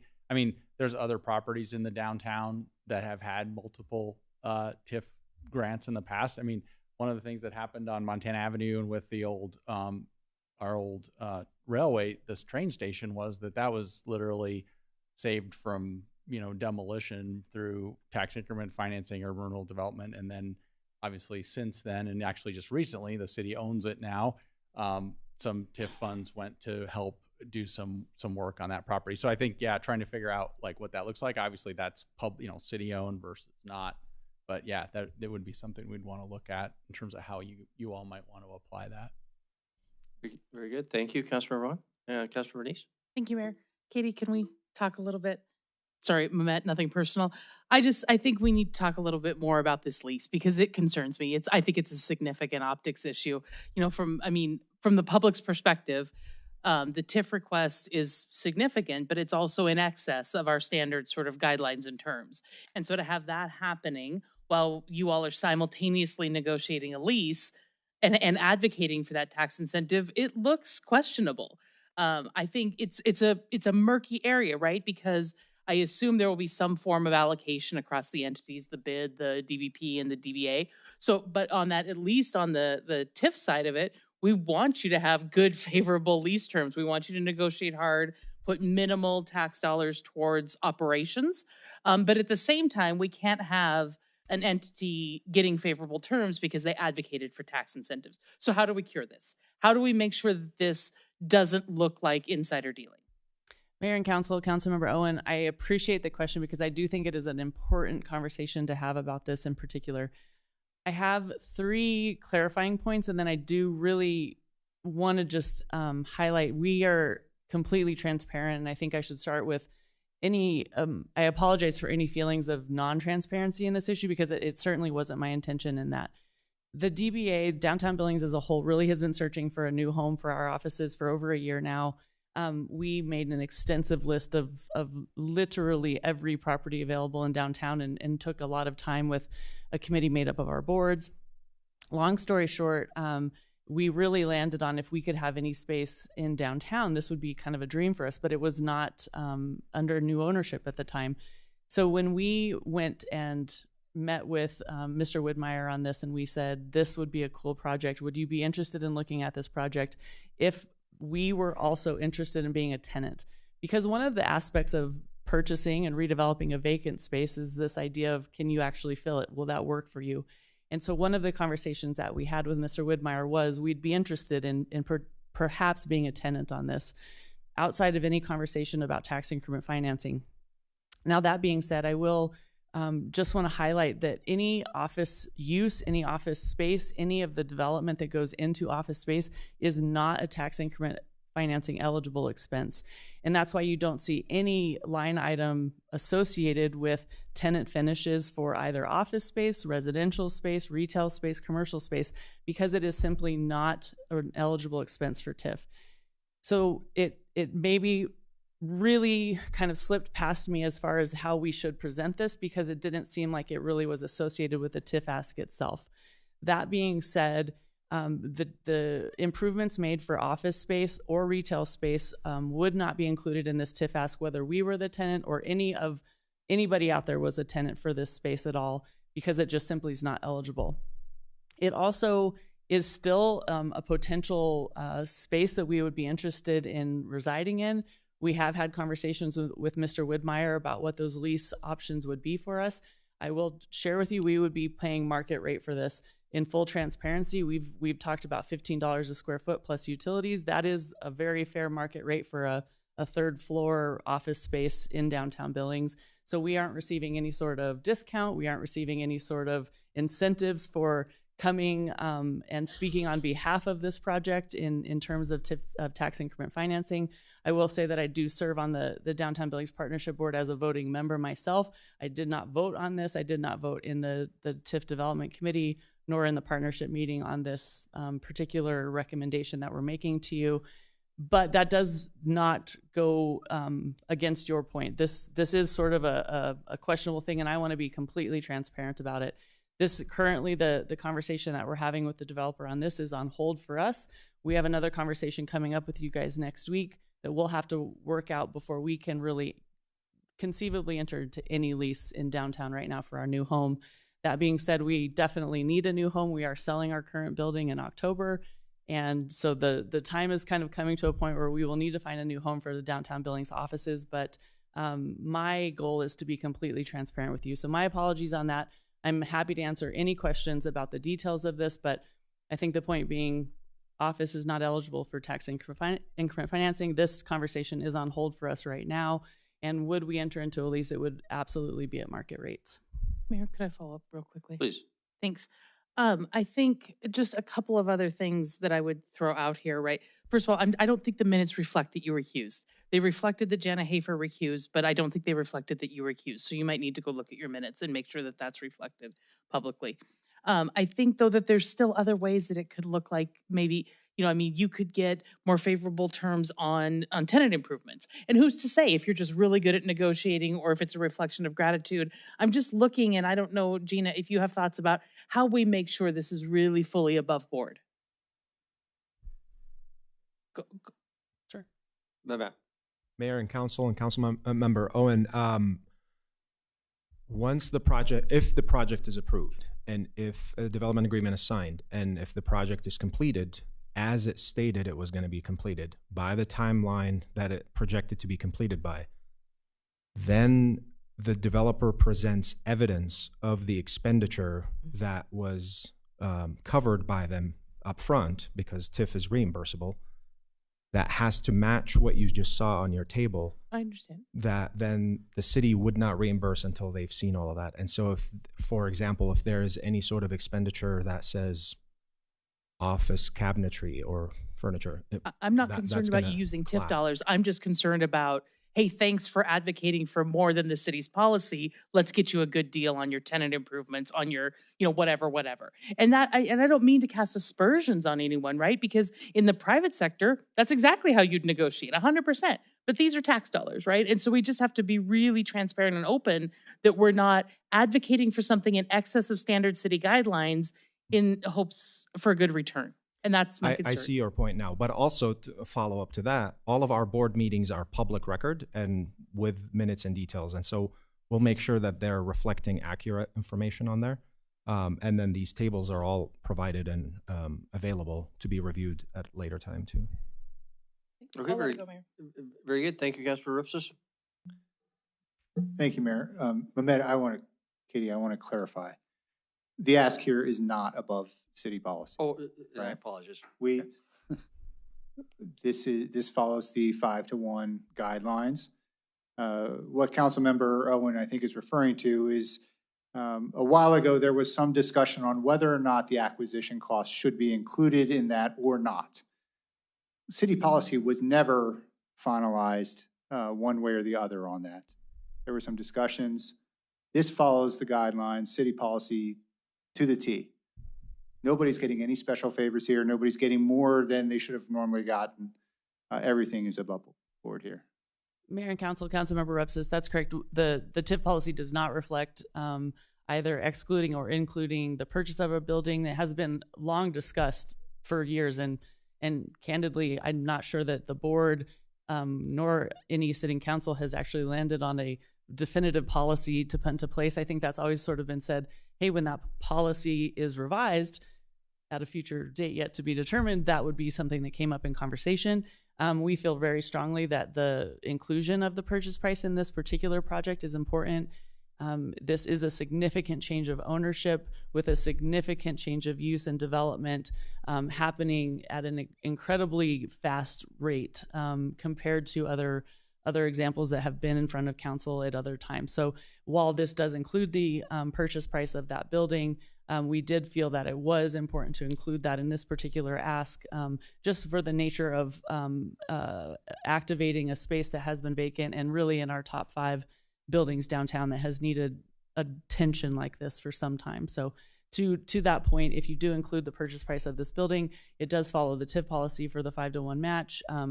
If you had a different conversation about the inclusion or not inclusion of the purchase price, then you might look at a different rate there to clarify. Thank you. I think we're going to come back to that topic, right, Councilmember Neese? Yeah, thank you. So, and Mehmet, you wanted to comment on that issue, so. Yeah, I was just going to also. Quickly, then Councilmember Neese.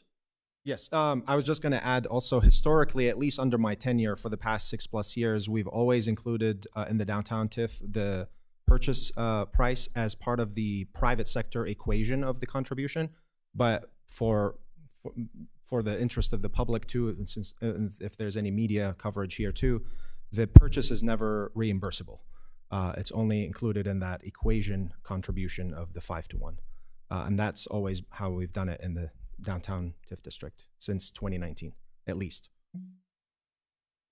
And I failed to mention, I do have the applicant with me here today, as well as the architect and the contractor, if you had specific questions for them. Very good. We appreciate that. Councilmember Neese, you want to follow up? And I apologize. I'd recognized you before, and then I'd forgotten we moved on. So yeah, thank you, Mayor. Councilmember Owen touched on the area of the lease, which is a concern to me because it looks improper, where you've got the minutes of the board negotiating leases at the same time they're approving a project to the city, and it doesn't look good. The other thing is, Ahmed, I'm going to disagree with you on this, and I'll have to go back and pull some applications, but we typically have not included the purchase price and the acquisition of the lot and land when we calculate the 5-for-1 ratio. And so it's typically always been expressed to us what it's going to be, what the amounts are. And so if it's going to be included, this wasn't until the mayor sent an email asking Wyatt about this, was this really indicating that this was going to be that. So we're looking at a much higher ratio than we should be approving on this project. It would have been helpful to understand those ratios beforehand to say, like, we're going to have we actually are going to include these land acquisition. Is going to ask for an exception to include the land acquisition and building at the same time. But I want to ask you about the project financing stuff. As I look through this, we look at, typically we see like there's some bank financing terms and stuff like that. What I don't see in here is how much other tax incentives. I see a grant here from the Montana Department of Commerce, but what other taxing entities are contributing to this project? I understand there's some historic tax credits. You know how much of that is going to be approximately? Mayor and Councilmember Neese, all good questions, and I might have to lean on my on the applicant and the developer here. I don't know at the top of my head right now the amount of the tax credits, and yes, you're correct on the Department of Commerce grant. That was $300,000, and then the TIF amount, and then in terms of the financing too, the applicant was candid with both the committee and the board that they hadn't fully committed with a financer yet because they wanted to see the outcome of this meeting, because that changes the terms and the willingness of a financer in terms of what they might be willing to provide. And then that might also impact and change the schedule of the project itself if there isn't a recommendation tonight. Okay, so you don't really know what the full financial project picture looks like then in the application? Because I'm looking at the applications that's been submitted. There is a mention in the application of the financing entity that they are in talks with, but they haven't settled on an amount. And I believe he's gesturing to provide details of the developer. Very good. Councilmember Nice, I'm going to take the liberty of inviting our developer, Steve Widmer. This is a special opportunity we have. Our developer and also the former mayor of Coeur d'Alene, Idaho. Steve can fill you in on more details, but my understanding this is, I believe, the 6th building, something in that neighborhood that he and his development company have undertaken to either purchase and closed on, or in this case, I guess still, I don't know, I guess you have closed on this one. So, welcome, former Mayor Widmer. Tell us what you want about your project. We may have some questions for you if that's okay. Yeah, good evening, Mayor and Council, and thank you for the opportunity of presenting the Masonic Lodge. And I'll have to say that the questions that you have asked are questions that I would ask. I think they're all very fair questions. I wanted to get back to just the original question that we were talking about here was coming back again to a building and asking for more TIF. I don't know exactly what was done with the TIF money originally for this building, but what I can tell you is the condition of the building that I saw when I got there. Okay, the main level retail needs the least amount of work, right? It needs some new floor covering, it needs new paint. The big issue for the whole entire building is HVAC. And if any one of you have done major projects, the cost of HVAC, right now we have it penciled in about $740,000 just for HVAC. So that is really expensive. But if you get up to the second and third floors of this building, this was an owner-user building. Second and third floors were done, or today that building is functionally obsolete on the second and third floors.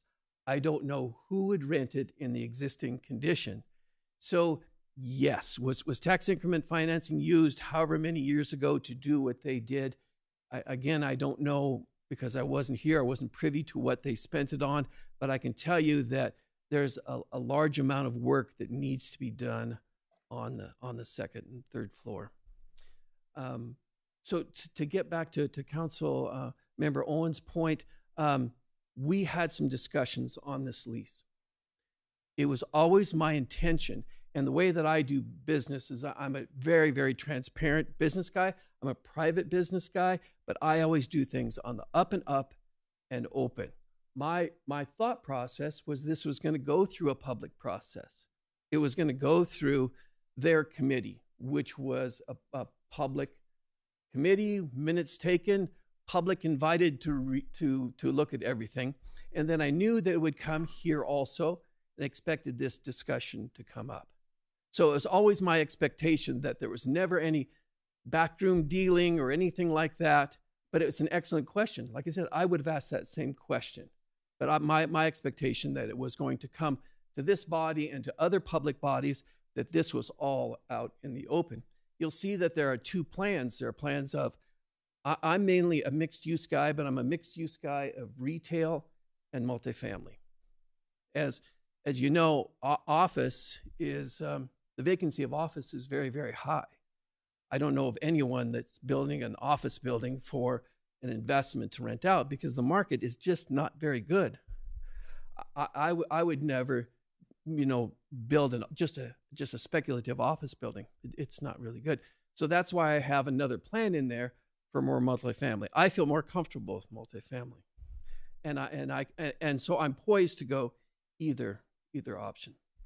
When we were talking about financing, we do have the equity in place to move forward with our piece of the financing, but as you know, equity is limited.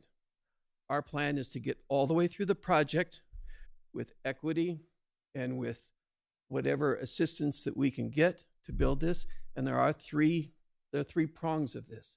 There's the state of state of Montana, state of Montana. There is the tax increments financing, and there is the historical tax credits. 20% federal, 5% state. So whatever qualifies as that expenditure, we are going to get a 25% tax credit to be taken over 5 years. So that there is that piece as well. But I can tell you, when we add up all of the numbers, when you come back with a number for TIF, when you come back with a number for the state of Montana grant, when you come back with the tax credits from federal and state, the return on this building, according to all of our calculations, is somewhere between 4.5% and 5%, which a lot of cap rates in this area, you can expect to get a 6 or 6.5% return on something like that. But this is such a great opportunity. It's such a cool building. And that's probably what initially drew me to it was you look at that building and say, you know, they don't do architecture like that anymore. They just don't. Now, when you open up the door and go inside the building, you're saying, well, this is a mess, right? There's a lot of work that needs to be done here. But the outside of that building, if we could create something there and bring back life to this 1910 building, one of the first things that I told Eric, who is our architect, and Alyssa, was that I want that building to look just like it was built in 1910, because it's just beautiful. And that was my intent. So that's my spiel. Happy to answer any questions. But again, your questions are great questions, and I'm glad they came up. Very good. Questions for Mr. Widmer? Don't see any. So okay, that's good. All right. Councilmember Aspenletter? I move to conditionally approve tax increment financing assistance from Downtown Urban Renewal TIF District to Masonic Temple Billings LLC for redevelopment of the Masonic Temple at 2804 3rd Avenue North as recommended by the DBP Board. Okay, and Councilmember Rupsis indicates a second. So motion's on the table. Councilmember Aspenleiter Rupsis would like to speak to your motion. No? Councilmember Rupsis?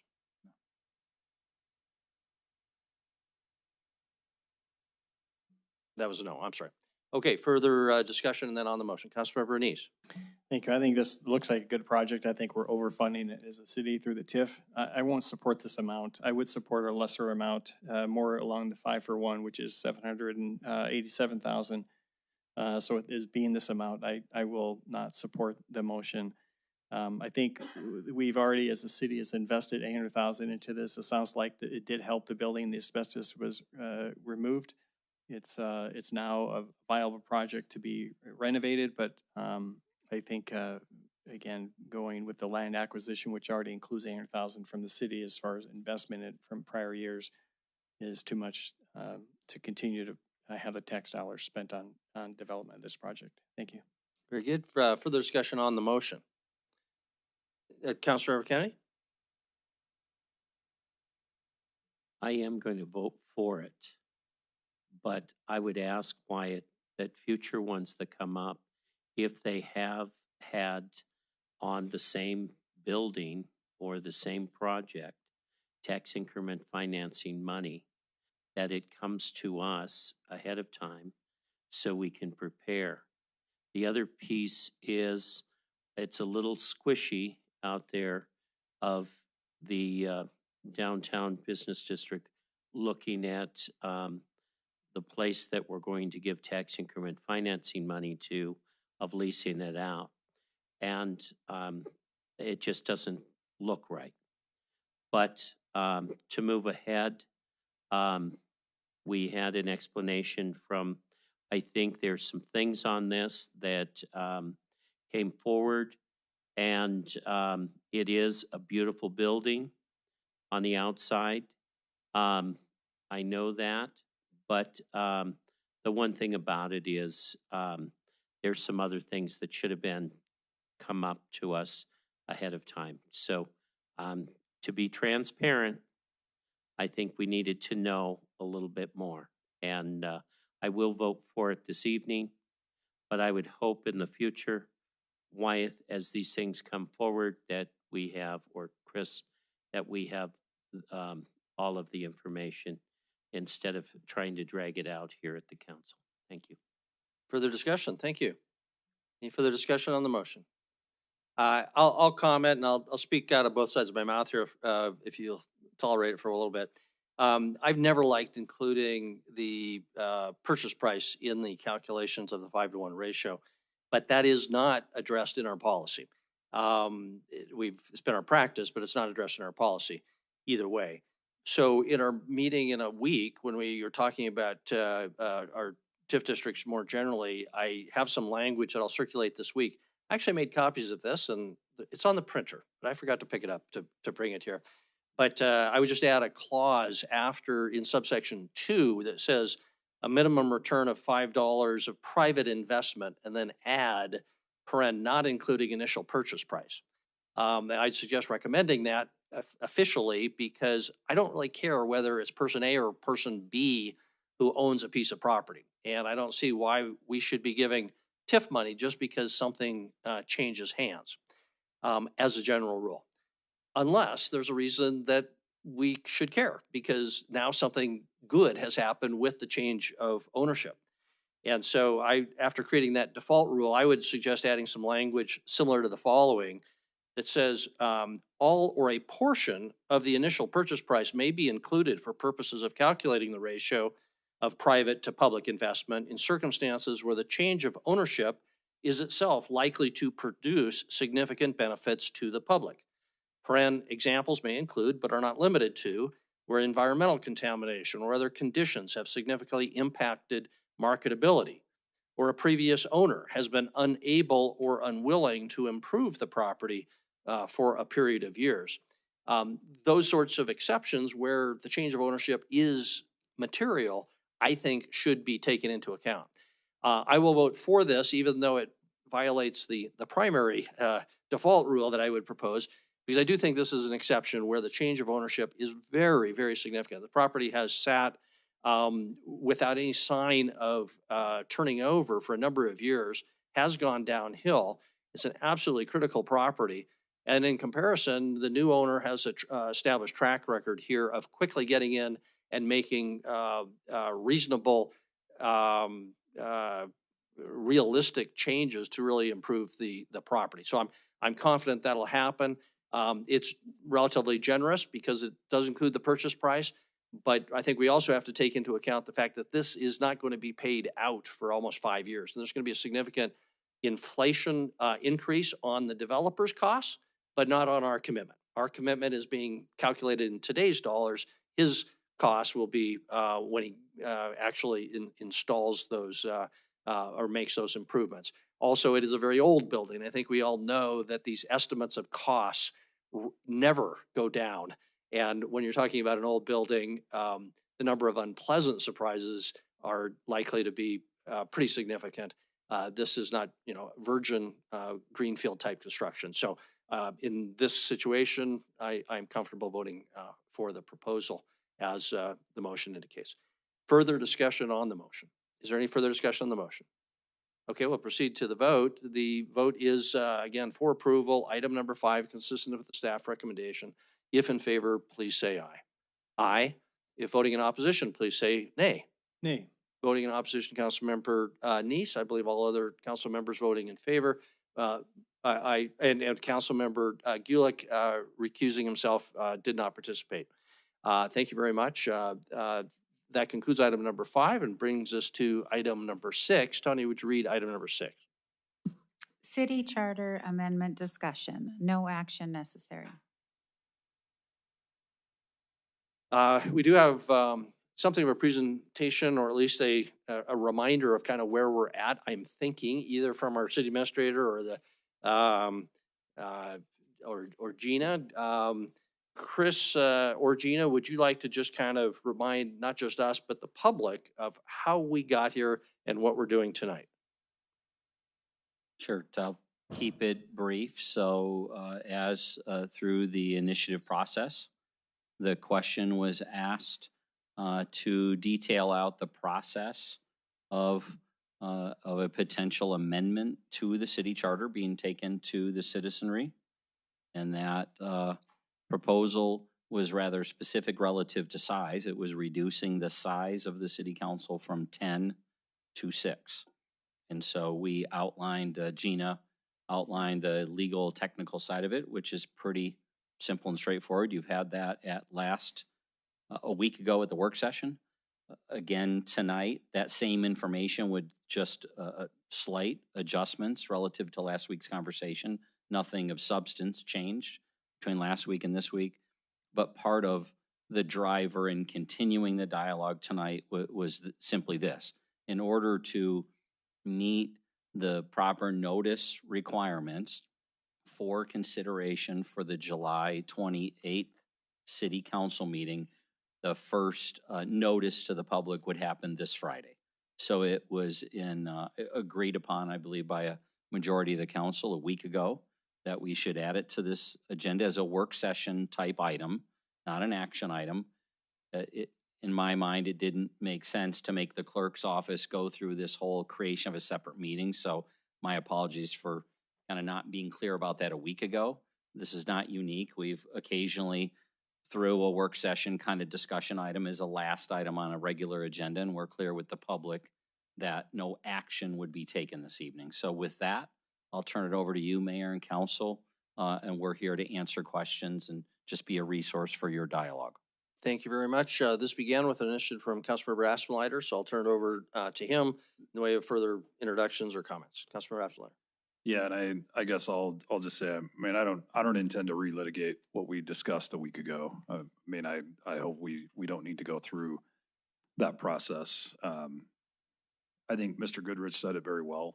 To me, this is something to put in front of the voters and let the voters decide whether 11 is the right number, whether 7 is the right number, or if somebody wants to make a motion to submit some other number tonight to move the language forward onto the 28th, then, you know, that's certainly your prerogative as well. My target was 7, redoing it to 6 wards, 1 member per ward, and putting that to the voters. I think we are taking away the voice of the voters if we don't give the voters an opportunity to say yes or no. We trust the voters when we put mills out. We trust that they know what they want for this city, and I don't see this as anything different. Us arbitrarily saying no, we're not gonna let the voters decide this issue. I think is an injustice to the people of this community, and I don't think it serves and sends the right message to the community that we want their voice to be heard. So if it goes forward and it fails, then we're right back here at 11, and this is a decided issue as we go forward. With that, I'm going to make a motion formally to direct staff to write up initiative language in the formation of 6 wards, 1 member per ward, with the mayor as was circulated last week. Okay, that would be the direction of the staff, which is perfectly appropriate for a work session type discussion, as long as that's what we're talking about. And is there a second to the Mayor, I'll second. motion? Councilmember Kennedy makes the second. So Councilmember Aspenleiter, do you have any further discussion on your motion? Councilmember Kennedy will open it up then to the rest of the council. No, I think it's just time for us to formally vote and give direction or not. And if somebody wants to make a substitute motion, or if this motion is defeated and somebody wants to make a further, motion with some other configuration, I'm open to that discussion. But at this point in time, I think we've discussed this a lot, and let's move forward with the vote and give staff direction one way or the other. Very good. Any further, Councilor Kennedy, anything? Yes, I would just say it's time for the public to start to get involved and to look and see what we have going. This at least is going to start a conversation in this community. If they don't like it, they can vote it down. But I think we need to have the conversation. There's been so many times that we have stopped it by saying we can't have a study commission because it's going to cost too much, or the rumor mill out there, or whatever. It's time that we started moving forward and actually having the people in the community discuss what type of council, what type of government they want in their community. And most of them don't know enough about it that you need to have this information going forward. Very good. Thank you. Chris, I'm just going to ask you a question, I guess, just to clarify. very clearly, this is not a definitive motion. It is not, if it were to pass, it does not decide this issue. It's purely instructing staff to keep working on the paperwork. One of those elements of paperwork, I guess, is this publication that you identified has to be go out, or not go out, has to be published on Friday, which based on Gina's earlier email to us indicates that I think we normally would deliver that to the newspaper tomorrow. So just to clarify, you would continue to move in that direction unless there's a affirmative vote to direct you to do nothing, I guess, on that publication element. And Councilmember Asmalater, I'm assuming that's part of, you mentioned drafting language, but I'm assuming that that element of this process is also contemplated in what you're talking about. Yeah, thanks, Mayor. To clarify, that's exactly right. I mean, my motion is to have staff put this forward, meet the publication requirements so that we can take official action up or down on the 28th.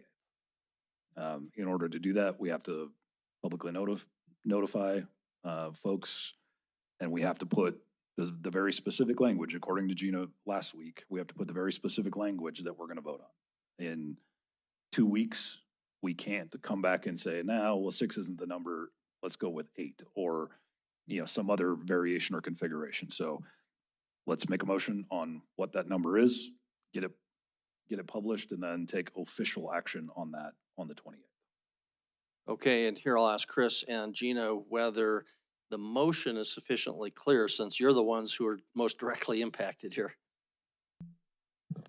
Mayor and Council, I think it is, especially with the elaboration that Council Member Aspenleiter just provided. So we would proceed with providing notice in the paper. We would proceed with placing this on the agenda for July 28th for a first reading of a charter amendment ordinance and go from there.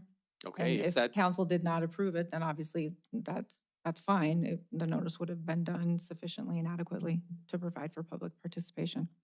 Okay, and if that changes, you have questions as this discussion goes on, please let us know, because you're the ones, again, who would have to steer the ship here in the interim.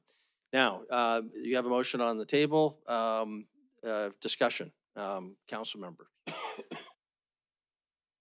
Councilmember Owen. Thanks, Mayor. I don't want to belabor this too long either, but I do want to just put a couple of things on the record. It is true, we have a lot of charter issues and charter concerns in the community. We have conversations about the form of government, what size makeup of council makes sense. We're going to have a big one when it comes to what happens in the next fiscal year with our mill cap. That's a major one. And I like the idea of the public having, I mean, this is their constitution. They get the right to say. But we owe them a real conversation and not a rushed one. And I'm worried about that. I'm worried that, especially when I heard last week that we don't even really need to do public education, we don't need to do outreach. Of course, all of us council members have an obligation to talk to our constituents, but I'm really concerned that this kind of thing can be misconstrued as some sort of government efficiency strategy when there's no real evidence that it actually would achieve that. I do think there's real questions about representation, not necessarily how we operate internally, but how we appear in the public. I mentioned this last week. Council members sit on a number of boards and commissions. They have places to be. They need to engage with the public. It's our external work that I think is not getting discussed, how we engage in the community in a fair, equitable, consistent way that isn't being discussed. And I think in order for the public to weigh this and decide what it really wants, those conversations have to happen very thoroughly and very robustly. And they'll take place in the context of some of these other charter changes as well. So I am concerned, not at all with the idea of the public having a voice, but of the public not getting the information that it deserves to have a voice in this. We sat here last week. There were just 6 of us, and we had a 4-hour meeting. So this isn't going to achieve efficiency. It's about how we run our meetings. It's about how we structure our agendas. It's about how we conduct ourselves as public officials. I was fortunate this weekend to be able to be at the Strawberry Festival most all of the day, and actually had people come up. And what shocked me the most is I didn't bring up the issue of council representation. People brought it up to me, and it was always 100% of the time the exact same question. Is council going to take away our representation? It was always a sense that we were doing something to them, rather than having a conversation with them. And when I asked people, I said, no, that's a public conversation. That vote belongs to you, not to us. It was unanimously no. No, thank you. We're fine. We're not happy with local government, but we don't think that reducing the size of council is the way to go. And again, I don't mind having that go to a public vote, but I do mind it going to a public vote without adequate education and adequate information of all of the pros and cons, of what the other strategies might be for government efficiency, for effectiveness and representation, about what the other conversations will be. So at a 6-member council, I won't be able to support this tonight. Very good. Further discussion now on the motion. Councilmember Boyette. Thank you, Mayor. I've been going back and forth with this since we started this discussion, and I've talked to many people. And one comment from a previous mayor was, is there a compelling community interest that will drive this issue? Does anyone except council members find this to be a top issue? And that's been my problem talking to most people. A lot of people I talk with, they said they don't even know who their alderman is, much less their council member. I see this as an issue for us, not for the public at this point. So I'm really concerned that we haven't spent enough time talking to the public to let them weigh in on this. So I'm concerned about doing this as you said, maybe in a rush manner. Very good. Further discussion on the motion. Councilmember Neese. Thank you, Mayor. I won't touch on all the points I did last week, but I will say that, again, I don't support this, but I think that the many years I've been on council now, almost 7, I think it is, the council members have brought up several issues they would like to see at the charter, one of them being number of council members. Other is partisan elections. Another strong mayor, as we discussed a few weeks ago, and other is city attorney as one of the council employees. Those are all, all have to be done through charter amendments. The voters resoundingly said the last election, no, we don't want our charter touched. Now, that was opening up the entire charter. Would it be different if there's a question to say, do you want to have a study on just these 4 items and see and then have a longer study commission, just focus on those 4 items. That way they're not touching the mill cap. They know the voters, they cherish that mill cap. So we're not touching the mill cap. We're not touching certain things, but we target the idea to say, okay, these are the areas that we think as council members may need to be studied. Public, do you agree? That's something I probably could get behind on, because I think then it goes out for the study commission. They're going to engage the public. They're going to do the long-term work to find out what really is the best option, and then bring that back to the voters in questions to whether or not they're going to change the council members. So at this time, I will not support this motion. I think if we're going to do this, we need to do it right with something where we address it actually as a study commission on a longer term basis. Thank you. Very good. Further discussion on the motion. Councilor Roops, Councilor Raff, and then back to Councilor Raffstein. Thank you, Mayor. I'm going to continue to not support this tonight. Not because 6 is a bad number, or 8 is a bad number, or 10 is a bad number. But I suggested last week, why don't we take the next 6 months and do kind of like what Councilmember Neese was talking about, and say, come up with the list of these are the things that we really think would affect or would impact the effectiveness of our government.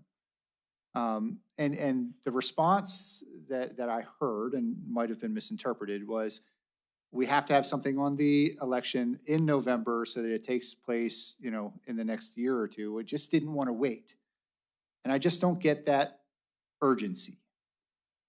For something that there are no studies that show causal or corollary impact of council size on the effectiveness of city services. So to me, that just doesn't seem right. I'm all for having a conversation of what is the best structure for the government, but I want it to be a deliberative, thoughtful process, and not something that we're just putting out because we have to hit a deadline, an arbitrary deadline. I think we just need to be a little more conservative in our approach there, and understanding the impact on the community, getting their voices heard, as Councilmember Owen said, and really putting something out that is a comprehensive solution, because we do, I think, have some insights into what will make things work better here. I think sitting in these seats gives us that kind of insight. So I am all for putting things in front of the voters. In fact, I think we should be out in front of the voters more often. Part of our challenge oftentimes is that we're not putting enough out there. We're not putting enough in the trust of the voters, or asking opinion in the form of elections. So I'm all for doing more in that way. I wish we were talking about let's put together an initiative that for the rest of the year focuses on this topic, and lets us put something out, next year or whenever, that is more community informed. The responses that I have gotten, the voices that I have heard from the community are very skeptical when something is pushed through very quickly like this. The voices I've heard have expressed a lot of cynicism in the motivations for it. And I've pushed back on that. And I've said, I think, like I said, 6, 8, 10, none of them are really indicative of success. So I don't think there are any kind of ulterior motives here, but I think we should be a bit more deliberative about it. So I'm going to continue to support, to vote against this. I don't want staff to spend more time on this particular issue. I wish that we as council would spend much more time on it over the next 6 months. Thank you. Very good. Thank you. Further discussion on the motion. Any further comments on the motion? I'm sorry, Councilor Aspenleiter. I guess I'll close it up with some final comments. One of the things that's going to be a little frustrating for me is, we had a lot of conversations about, how we could change the way that we operate, how we could change the way that we do business, how we could try to be more efficient up here at council. And in 18 months that I've been on council, we've had those kind of conversations, whether it be when we're sitting around a work session or whether we're sitting at the dais. And we have never done any of them. We have never done any of them. So we always talk about it like it's, well, that's a bad idea. We could just do these other things and make it better. And we never do it. We've had every opportunity since I've been on council for 18 months to get more efficient, to try to change the way that we do business. And the only thing that we've ever done is have our work sessions down there. That's it. We've never actually changed anything in the way that we operate to try to be more efficient and more effective. There was a lot of good ideas. Roy had some good ideas. Tom had some really good ideas about the consent agenda and the way that we blow that thing up. This was the first Monday night in 6 months. We haven't destroyed a consent agenda for 2 hours. But we won't do it. And we've proven that. We've proven that we do not have the gumption to then actually sit down and make the hard changes to make ourselves be more efficient and hold ourselves accountable to that. So that's one thing. If this doesn't move forward, I hope that there's at least the commitment to try to do some of those things, because there hasn't been yet. Secondly, I take personally this job, much like most of the rest of you do. I take this job very personally, and I did it not because I get free parking. That's the benefit of this job, is you get free parking at the airport. But to hear members talk about the extra work that going from 11 to 7 is going to create makes me also then ask you the question and ask everybody to reflect on, do you really think you would do this job differently? Do you really think that you would put less time in, or more time in for that matter, if there were 6 of us? The answer for me is definitively no. Going from 10 to 6 changes nothing about my commitment to this community, my commitment that I made to the rest of you in doing this work and the effort that I put forward for the people in my ward. It would change nothing. And if the answer to you is yes, then I think that's more self-reflection on us. Are we really putting everything forward? Because I don't see it as creating more work if you're doing this the way that we do it. I think that's a red herring argument that by reducing the number of council members, that somehow it's going to make this an untenable job. I don't think it does, because I don't see how I change the way that I do this. And I think that would be the same answer for many of you. So those arguments just don't sit with me. They don't fly for me. And as we have this conversation, and we're going to vote, if the vote is no, I'm open to having a longer, more drawn out process. But I'm also going to be pushing that we actually have a conversation about restructuring the way that we do these meetings, the way that we run an agenda, the way that we run a meeting, and holding ourselves accountable to not asking 15 questions on an item, to putting a clock on this thing and making ourselves stay within the limits, because we have never done that since I've paid attention to council, let alone since I've been on it. So I'd encourage you to support it. I think the voters deserve the right. And if it goes down, I'm going to be the first one barking at every one of you to change the way that we do business, to do this more efficiently for the people in our city. Very good. Thank you. Further discussion on the motion before we proceed to a vote? Okay. Is the motion clear? Anybody need this motion restated? No one is indicating they would. So let's have a show of hands again. If in favor of Councilmember Aspenleiter's motion, seconded by Councilmember Kennedy, please raise your hand. Voting in favor are Councilmembers Aspenleiter, Kennedy, Gulick, and Cole. If voting in opposition, please raise your hand. Voting in opposition, Councilmembers Owen, Neese, Rogers, Tidswell, Boyette, and Rupsis. The motion fails. So I don't see there's any instruction to staff to move forward. You're on vacation. Well, maybe not exactly, but at least you can take that one off your list.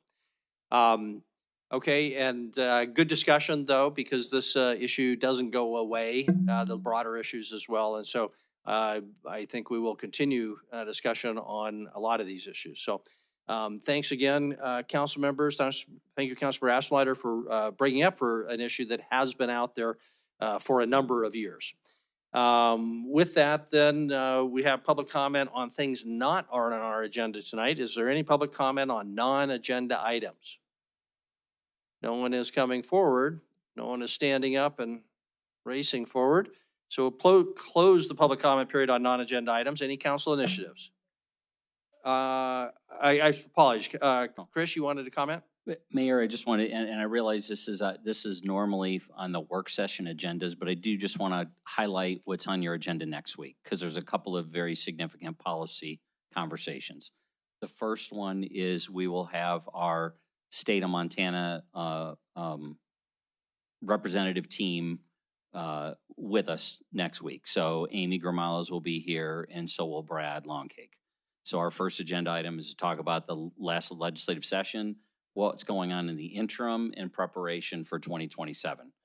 So just be ready. That will be a meaningful conversation.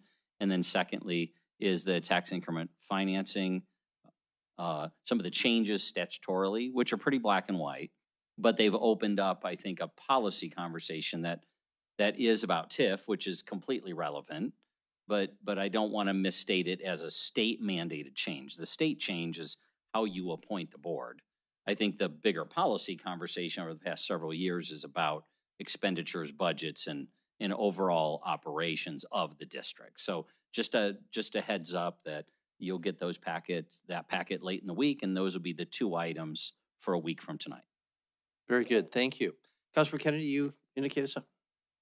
Yes, Thursday night at 6 o'clock is the Southside Task Force meeting. We will have Mike Taylor with MDOT there. He'll be talking about the 6th Street underpass.